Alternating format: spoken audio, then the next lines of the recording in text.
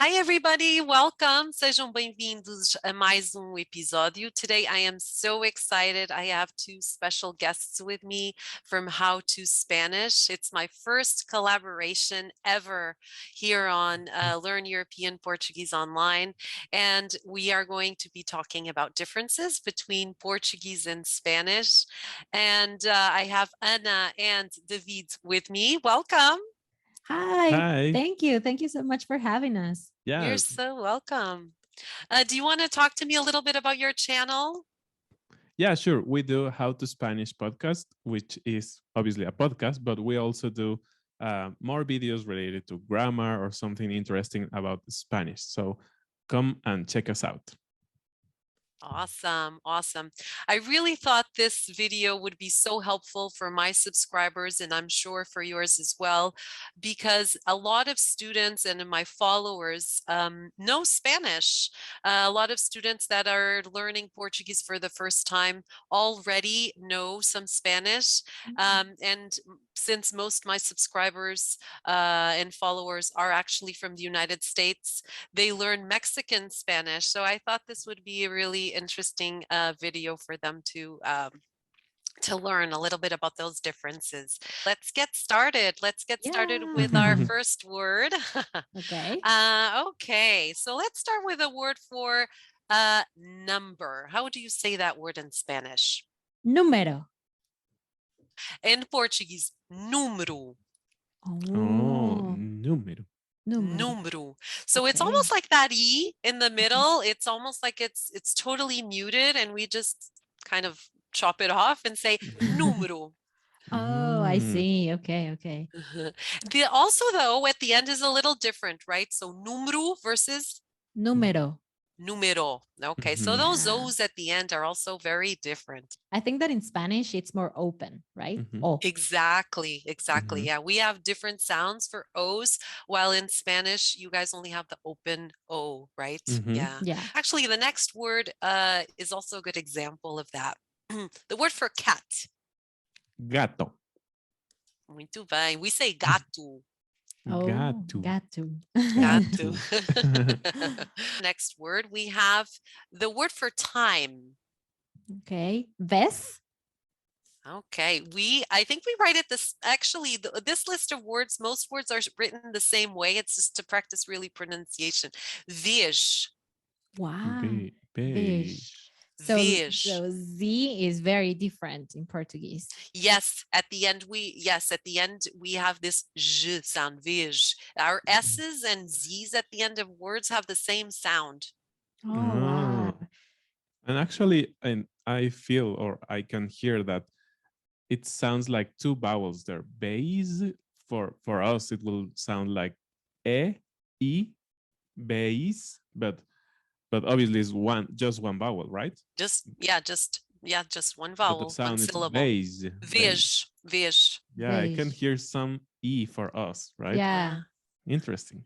Yeah. So for example, the word vez, or the word for month, mês, even though one has a Z, the other one has an S, it's the same ending.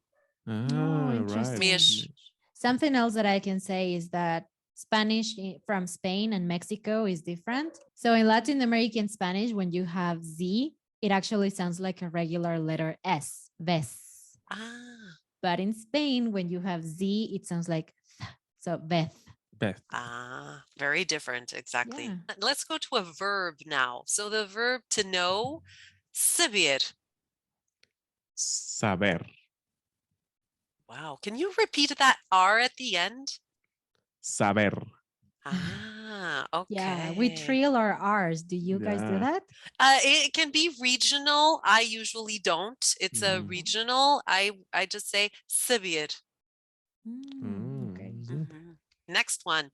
The word for less. Menos. Okay, so again, that S at the end, right? So we're going to have menos. Okay. I feel like I'm learning so much already. Right. Interesting, because it kind of open up a little bit your mind of your own language, right? Because you usually speak your own language, like we speak Spanish, and then knowing some other language and some little nuances of that language is really interesting. And now you can see that your language is kind of different and really unique too, right? Yes, exactly. But what I think is amazing is once you know these little differences between Spanish and Portuguese, I do believe we can really learn how to communicate with each Right. other. It's just a question of identifying these little differences for sure. Mhm. Yeah, for sure. Okay, next word. The word for Saturday, Sábado. sábado. Ah, Oh, so the letter O at the end. yeah, Sí. again, it's more like an OU for us, like sábado, diríamos. Sábado. Mhm.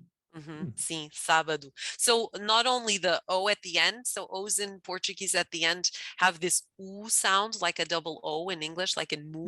And so it's Mm. U, but also that A. So you guys, since you have open A's, right? You say saba, we say saba, sábado. Mm. Sábado. So each A is different for you? Yeah, so the first A has the accent, it's the same. We both say Mhm. sa, but then we say ba. Like Oh. down, sabah. So the accent for you means that you Opens. have to make it open. Yeah. Exatamente. Oh, makes Yeah. sense. Yeah, for us it's just to tell you which syllable should be stressed, but the vowel should sound exactly the same. Right. That is a big difference between Yeah. both languages. Yes, because depending on the vowel, we might have to open the vowel. Yes, exactly. So in Portuguese, can you have two like strong sounds in one word? Like the open and then like the strong one? Or just an open one? No, usually we stress the syllable that has the accent or the Okay. syllable before the last if the word doesn't have an accent. Like Mm. gato, for example, right? Gato, we stress Mm. the ga. But usually you can really identify the syllable that we're stressing very well because the vowel is going to be so much more pronounced, right? Compared to those muted vowels like we saw in NÚMERO, where we don't even read the E, basically. Oh. And now that you mentioned that, our language works in a similar way in the fact that we also stress the syllable before the last one if there's not an accent. So I guess that's why, in part, we can understand each other pretty well. Mm-hmm. Yes, I agree. Sí, es verdad. Okay, another verb, the verb to follow. Seguir. Seguir, seguir. Wow, that E is not there. Yeah. Seguir. Yeah, Yeah. for us it's like difficult to imagine to have that many consonants without vowels. Yeah. Seguir, Seguir. it's weird. Yeah, we go literally to seguir. Wow. Right. Yeah, seguir. Muito bem. Now a word ending in L, the word for sun. Sol.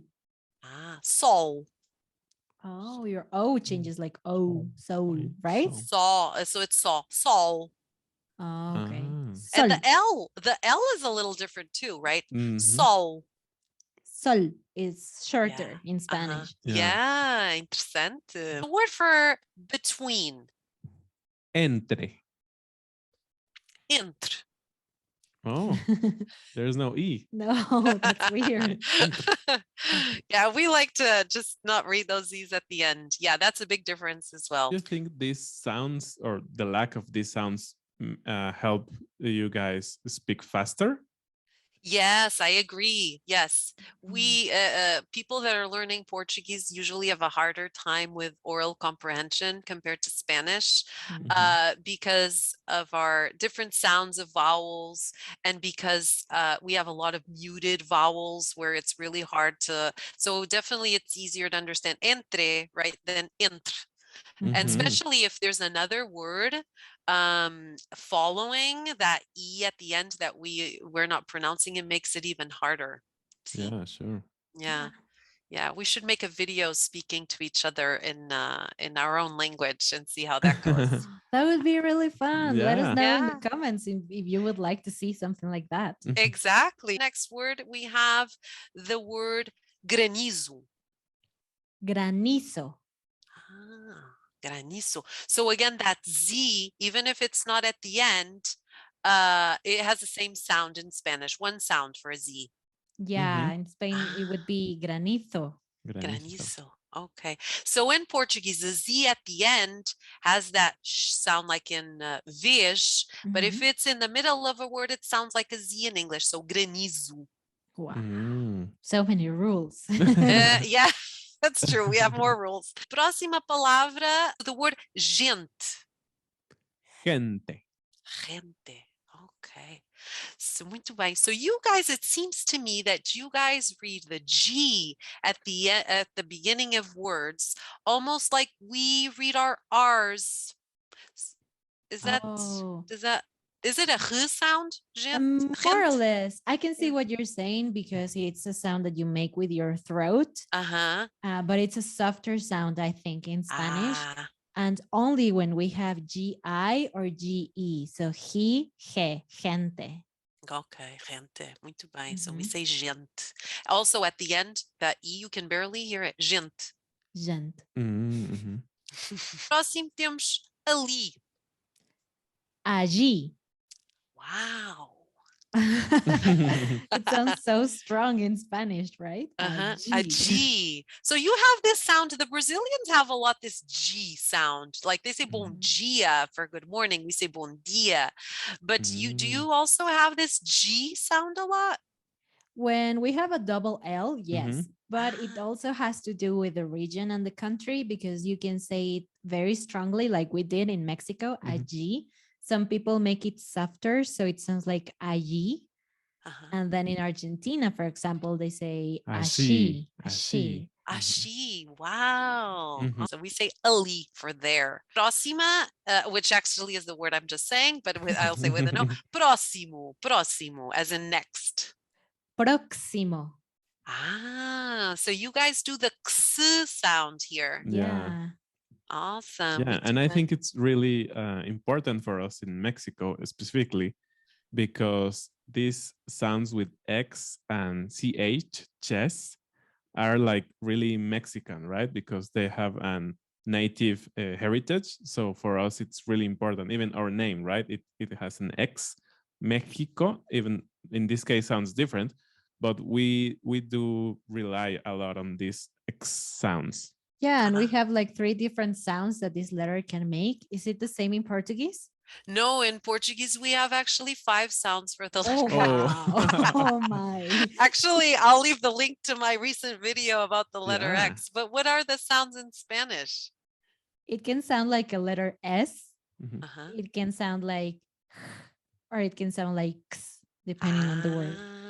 Okay. How, like, for example, we have a very interesting, for example, the word extraordinary. How would you say that in Spanish? Extraordinario. Ah, extraordinario. Okay, so we say extraordinario. Oh, Oh, Aish. It it's becomes a like aish sound. Yeah. SH kind of sound. Yeah. Age. And how do you say Mexico? Oh, we say Mexico. Mexico. Wow. Mexico. And Okay. Mexican is mexicano. Mexicano. And we but- say Mexico. It's a Mhm. different sound. Mexico. Okay, for backpack, I think this is a good one. Mochila. Mochila. Mochila. So again, that chi sound that you guys have. Ah, Yeah. interesting. Okay. Mochila. How about we go to the word for since? Desde. Desde. We say desde. Whoa. I Oh. wouldn't be able to No. understand. No. Maybe in context, but just the word for Yeah. me it means nothing. Yeah, because our S again can have different sounds. So it in that case it has that desde. Mhm. The word for Spain, I always think it's interesting because again of that ease. We've been focusing mostly on the ease at the end of words, but let's try the E at a beginning. So we in Portugal, we would say España. Oh, we would say España. España. And again, that ñ sound, España. It's a little stronger than your NH, I think. Ah, okay. And see how the beginning, so when we have in Portuguese sounds like ESP, we barely say that E at all. And that S becomes the sh. So it becomes España. We don't even have to say the E at all. We just say España. Nice. Ah, interesting. That makes me think that people who are learning English from Portugal have a better time saying words like spaghetti than Mexicans, because we would say something like spaghetti. Right. É verdade. Sim, sim, sim.